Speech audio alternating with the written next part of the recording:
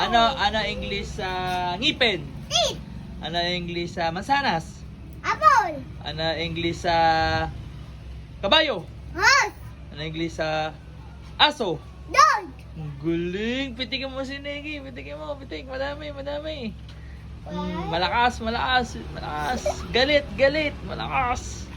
Galit daw. Galit. Pitikin mo. Galit. Yan. Malakas. Pitik. Yan. Malakas. Lakasan mo. Lakas. Pitikin mo. Pitik. Galit. Yung galit daw. Galit.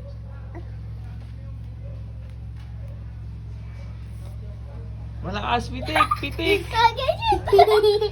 Galit daw, May. Galit. Galit, yung galit. Galit daw, galit.